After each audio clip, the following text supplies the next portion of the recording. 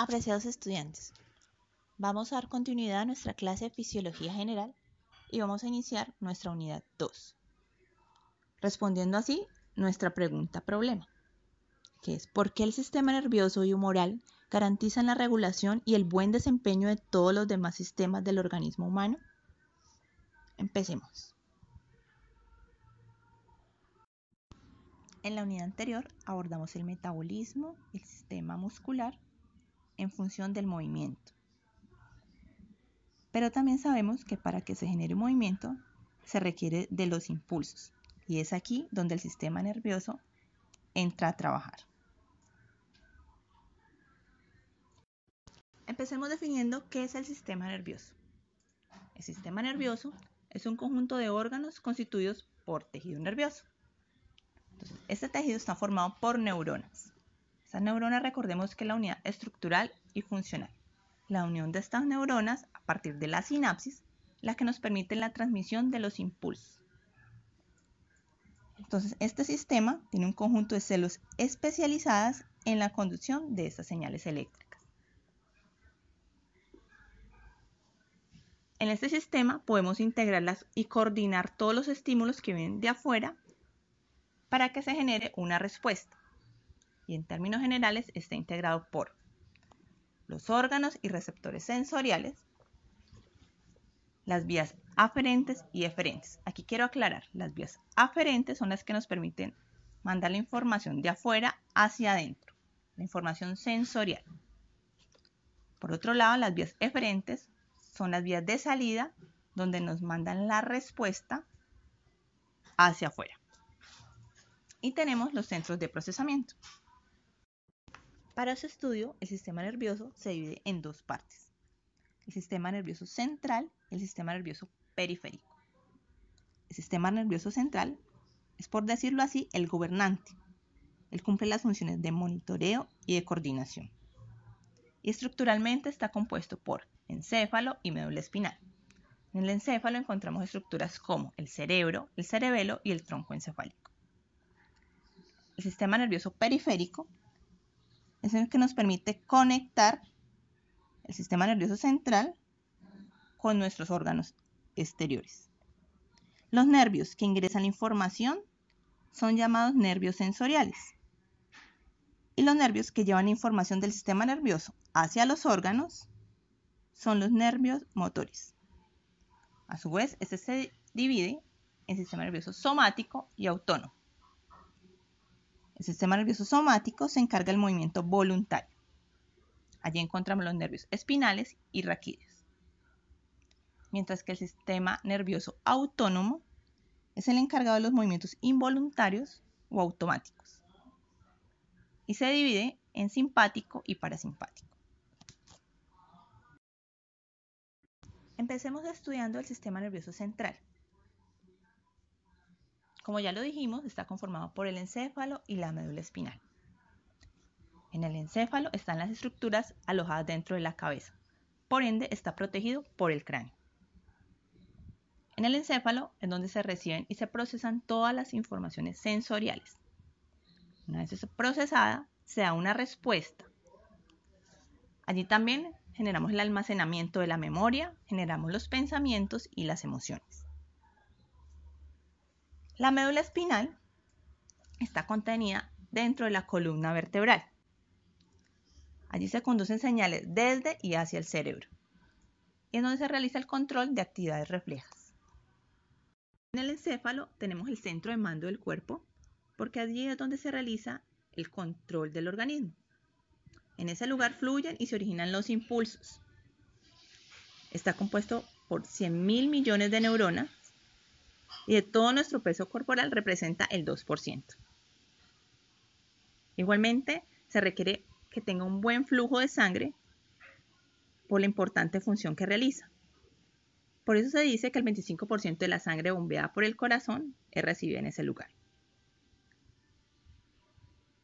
El encéfalo está compuesto por las siguientes partes: el cerebro, el cerebelo, el tronco cerebral, el tálamo y el hipotálamo.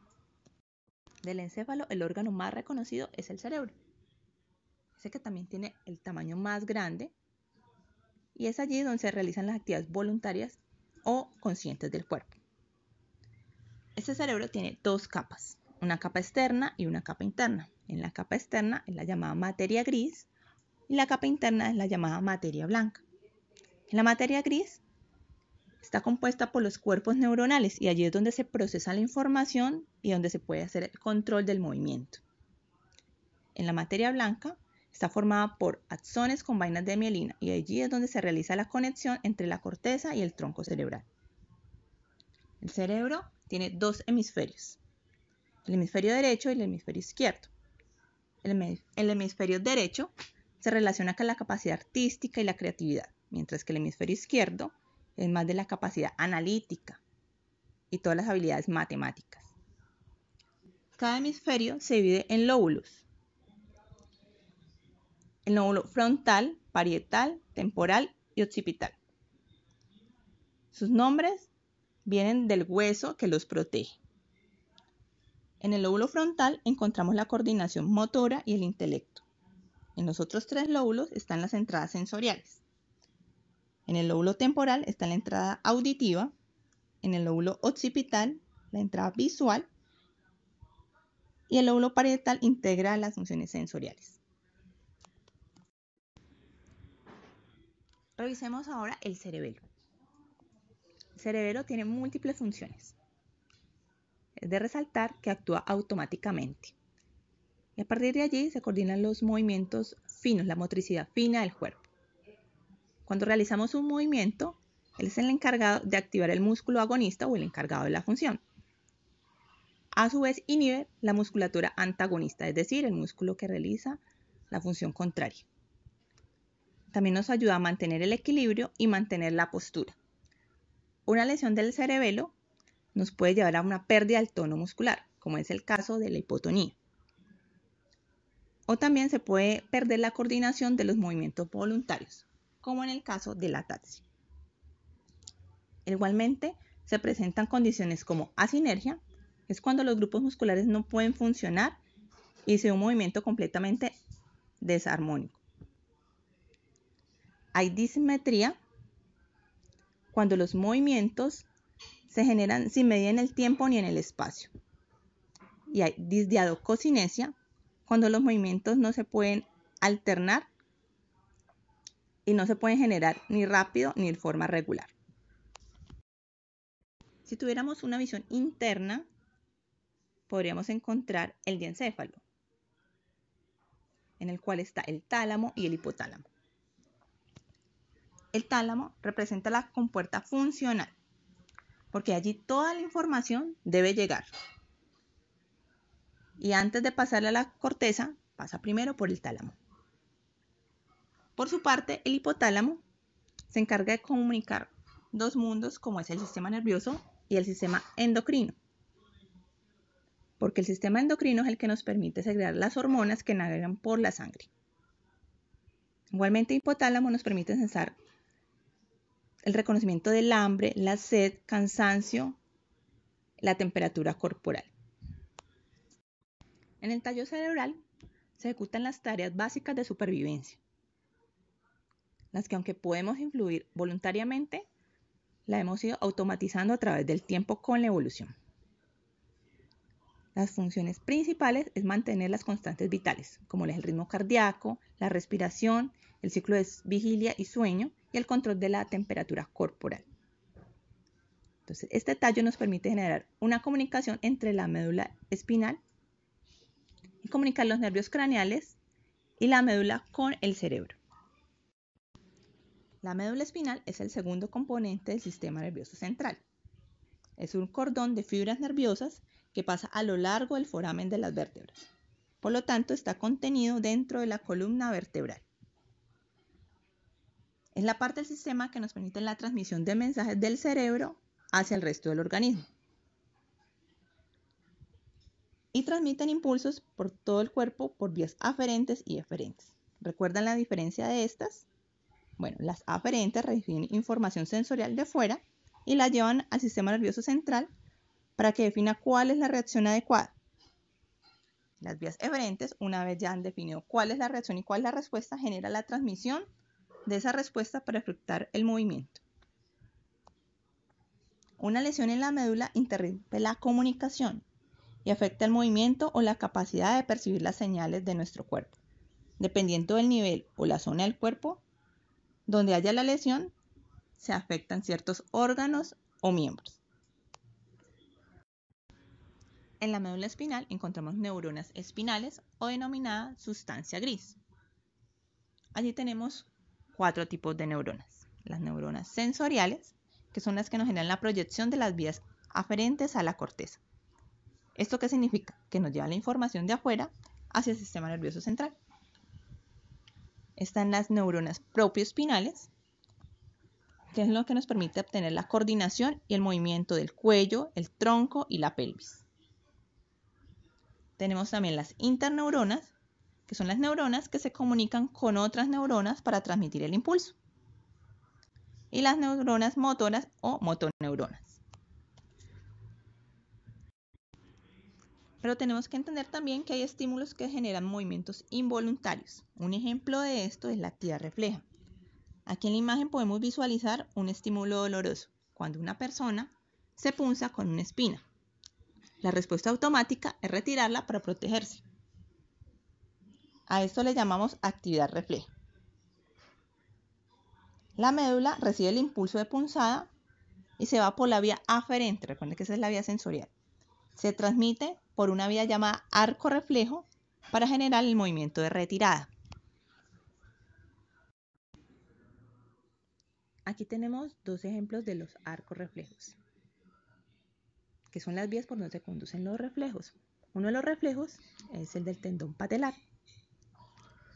Cuando nos generan la presión con el martillo en el tendón patelar, la respuesta automática es de extensión de rodilla, o sea que la pierna se va hacia adelante.